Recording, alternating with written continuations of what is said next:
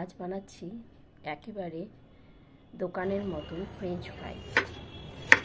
এভাবে যদি আপনারা করেন, যেরকম ক্রিস্পি দোকানে খান ঠিক একই রকম হবে। শুধু তাই না, বেশ কিছু আপনারা কিন্তু প্রিজার্ভ করেও রেখে দিতে পারবেন। যখন খুশি তখন বের করে ভেজে খেতে পারবেন।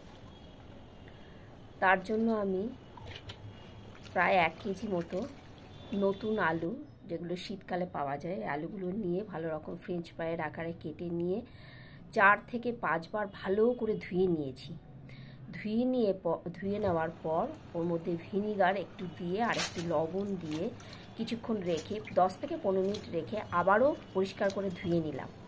3-4 বার ধুয়ে তারপরে একটা বড় পাত্রে আমি গরম জল বসিয়েছি। ওর মধ্যে 1 মিনিট মতন ওটাকে ফুটিয়ে নিয়েই ঠান্ডা জলে, বরফ জলে ওটাকে সরাসরি নামিয়ে নিচ্ছি। নামিয়ে নিয়ে তারপর ওখান থেকে একটা টাওয়েল পেতে তার মধ্যে ফ্রেঞ্চ ফ্রাইগুলোকে দিয়ে শুকনো একটা কাপড় দিয়ে একেবারে শুকনো করে ফ্রেঞ্চ ফ্রাইগুলোকে ভালো করে পুছে নিলাম, একদম শুকনো করে নিলাম। এবার এর মধ্যে দিয়ে দেব বেশ কিছু কর্নফ্লাওয়ার দিয়ে একটা কোটিং তৈরি করে নেব। এভাবে কর্নফ্লাওয়ারটা দিয়ে প্রথম কোটিংটা করার পর সামান্য একটু জল হাতে নিয়ে আবারও দ্বিতীয়বার কোটিংটা করে নিতে হবে। তাহলে ফ্রেঞ্চ ফ্রাইগুলো একেবারে ক্রিস্পি হবে দোকানের মতো। দেখুন, একবার করে নিয়ে আরেকবার কিছুটা কর্নফ্লাওয়ার দিয়ে সামান্য একটু জল দিয়ে ভালো করে ফ্রেঞ্চ ফ্রাইয়ের মধ্যে মাখিয়ে নেব। মাখিয়ে নেওয়া হয়ে গেলে আমি এটা সরাসরি রেখে দেব না, ভেজে ফেলব। রিফাইন তেল বসিয়ে দিয়েছি।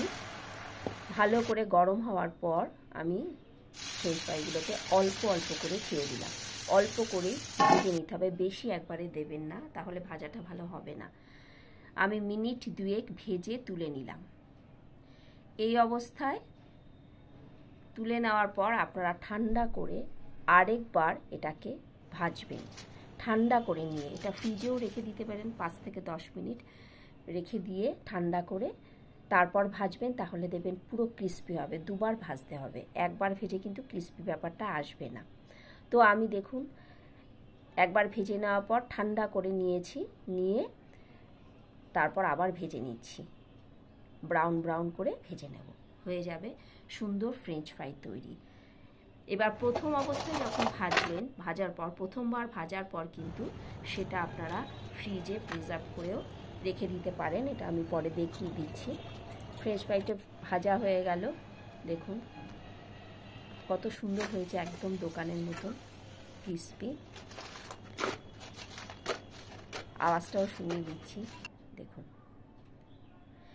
এবার প্রথমবার যে ভাজলাম, প্রথমবার ভাজার পর ঠান্ডা করে ওটাকে প্রিজার্ভ করে রাখবো কোনো একটা জিপলক ব্যাগে রেখে। ফ্রিজে আপনারা রেখে দিতে পারেন এটা অনেক দিনের জন্য। যখন খুশি তখন বের করে এটা থেকে সরাসরি ভেজে নিলেই হয়ে যাবে।